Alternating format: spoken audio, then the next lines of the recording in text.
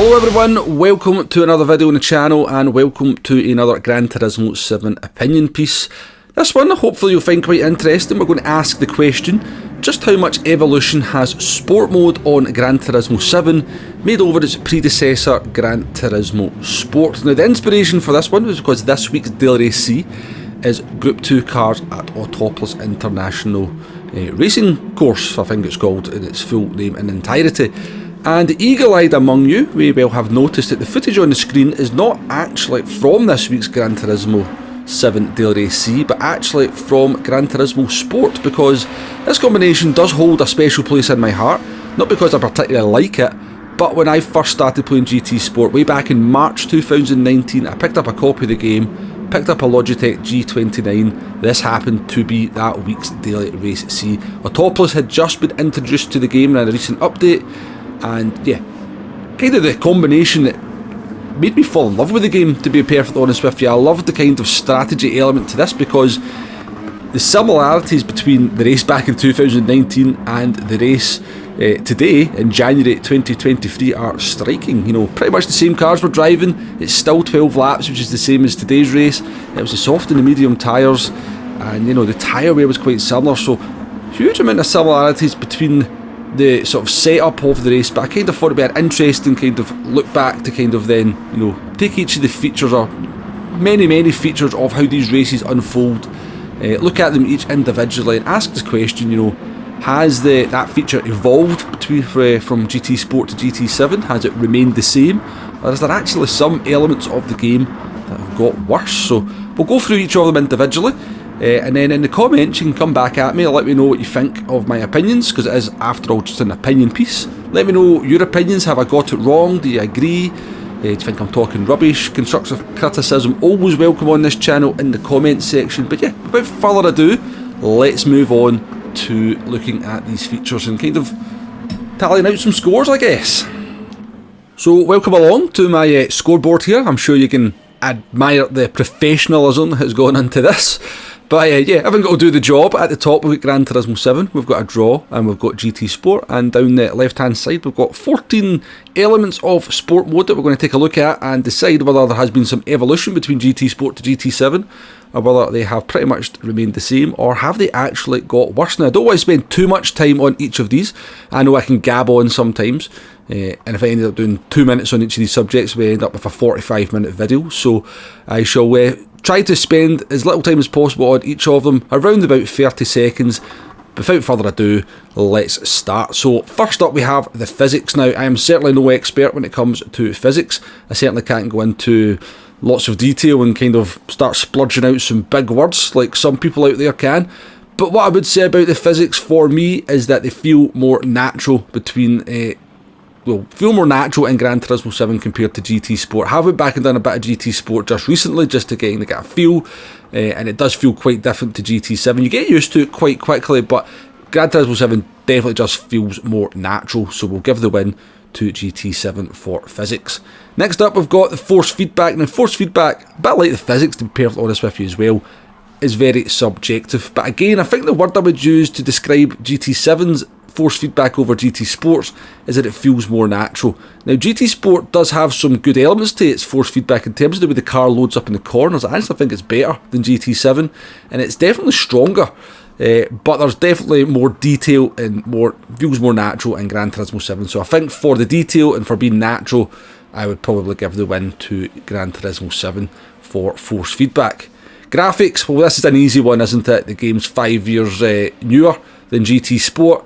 And yeah, they've kind of stepped everything up. There's more detail in the graphics and the visuals, and you know, higher resolutions, all that good stuff as you would expect. It just looks a little bit more vibrant, a little bit better.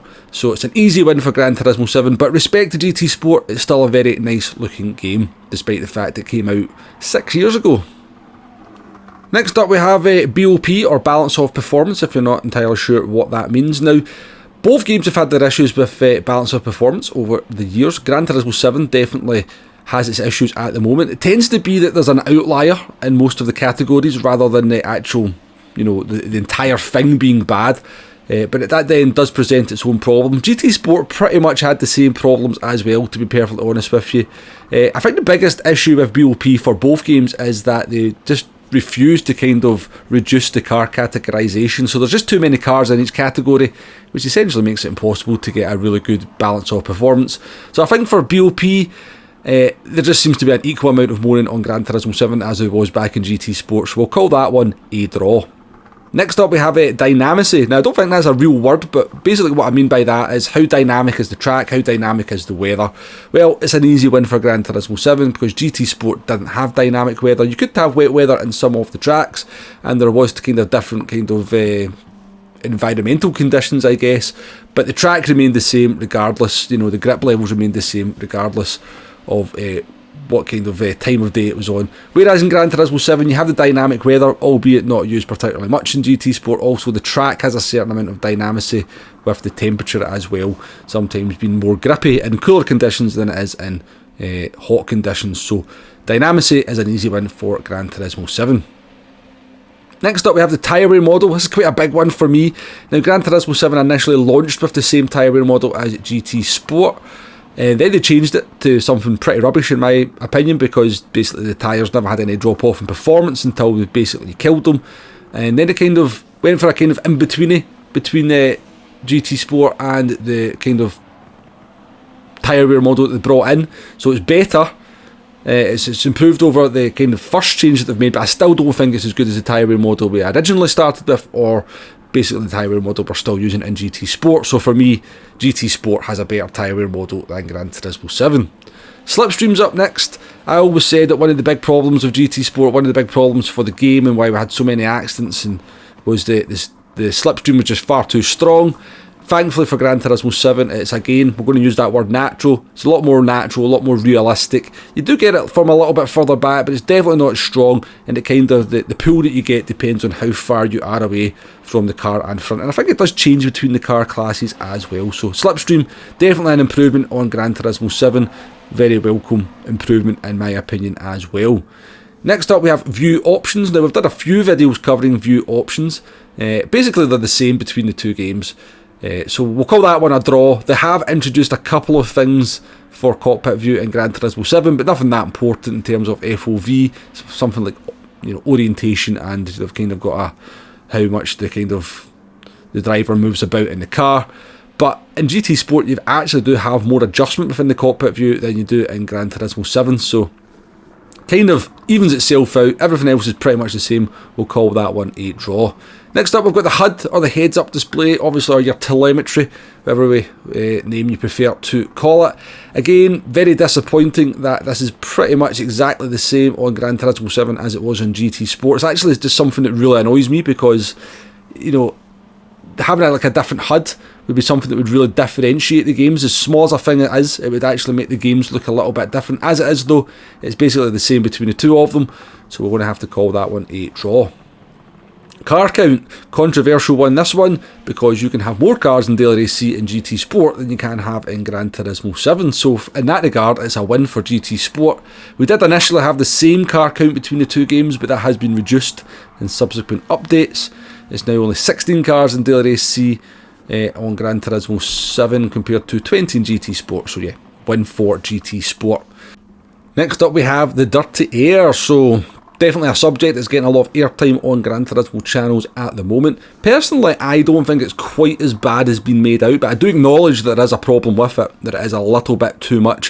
What I did do though, was, having done a few races at Autopolis in Gran Turismo 7, I actually went and watched the real race, so Super GT or GT 500s at Autopolis, just to see if they could actually follow.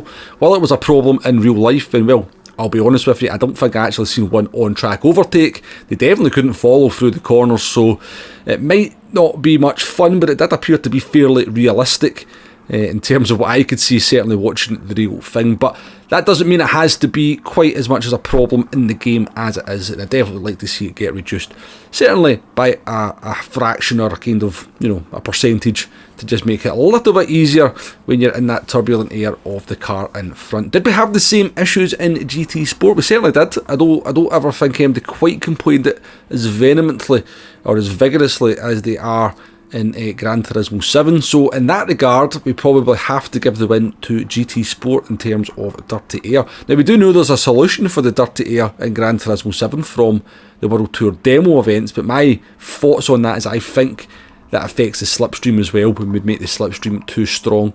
Although I have to look into that a little bit more, which is maybe why it's not been introduced so far. Moving on to penalties. Now, well, basically this is track limit penalties and also the contact penalty system. Well, GT Sport pretty much doesn't have a penalty system at the moment in terms of contacts. We've still got the track limits penalties there, whereas GT7 does at the very least have a contact penalty system going on at the moment. Now, GT Sport went through many iterations of penalty systems. Some were very good, some were very bad, and some were kind of useless. And Gran Turismo 7 in a way has kind of gone through the same iteration as well, because I think the game actually launched with a pretty good contact penalty system, but it's since been toned down, and I don't think it's working as effectively as it did back then. But overall, I think we'll give the win to Gran Turismo 7 for penalty, just the fact it's got a penalty system at the moment compared to GT Sport that kind of finished its life without one. Damage is up next now. Damage was introduced in Gran Turismo 7 after the wall riding fiasco at High Speed Ring. Now it is kind of not non-permanent damage, so it does disappear after 30 seconds. When they first introduced it, it was very sensitive. I actually quite liked that because I think it kind of had an impact on the driving, made people drive a little bit more sensibly. They've then since reduced that, so it's not quite as easy to pick up damage from minor contact. We never had this as a feature on GT Sport, or certainly was never activated as a feature on GT Sport. And I think it's a good introduction because I do think it kind of makes people just be a little bit more careful on the track. So we'll give that as a win for Gran Turismo 7. And brake balance is the last one we're going to look at. Well, brake balance, you can't use it in sport mode on Gran Turismo 7, whereas you could on GT Sport. It was also a very nice feature to have in terms of, you know, kind of trying to balance out your tyre wear or kind of make the car handle in a kind of way that you were a little bit more happy with. So yeah, easy win for GT Sport. And that's them all. Let's tally it up and see what the scores are on the doors. So we looked at 14 different things, and Gran Turismo 7 has evolved, as far as I'm concerned, in my opinion, in 7 of those. 3 of them have remained pretty much the same between both games, and in 4 elements, rather surprisingly, I would say GT Sport is actually better than Gran Turismo 7. So there definitely has been evolution, I don't think we can deny that, but I do think there's definitely more work to be done. Things like the tyre wear model I'd love to see going back, the car count was going up, the dirty air getting fixed, brake balance getting reintroduced into Gran Turismo 7. So yeah, definitely work to be done, but evolution has happened to a regard, but maybe not quite enough, because I do think personally, in my own personal opinion, that what we're basically playing just now in sport mode on Gran Turismo 7 is pretty much the same thing as we were playing back in GT Sport back in 2019. And as I said, the similarities between this Group 2 race at Autopolis back in 2019 when I first started playing GT Sport compared to what we're playing this week on Gran Turismo 7 are striking, absolutely striking. And arguably if you want to kind of just look at the tyre wear model and the dirty air and the car count, it's arguably a worse version overall, because some of the things that GT7 has evolved in are just not really relevant to this race, you know, in regards to maybe the weather and the dynamicy and stuff, which is obviously not featured in this week's Daily Race C. So if I was MD at PD, that would kind of be a little bit of a sore one for me to take, that the game, you know, somebody's coming on here putting a video together and saying, we did this race 4 years ago, and I think that was maybe a better version of the race than what we were doing today. That shouldn't be the case, I think you would agree. But anyway, that's my personal opinion. Let me know what you think of the video, let me know what you think of the results. Do you agree with everything I've had to say? Do you agree with some of what I've had to say? I'd love to hear it in the comments below, whether you think, you know, what your personal opinions are of the things that I looked at. You know, maybe you disagree with me on the tyre wear model, maybe you think it's better now than it was on GT Sport.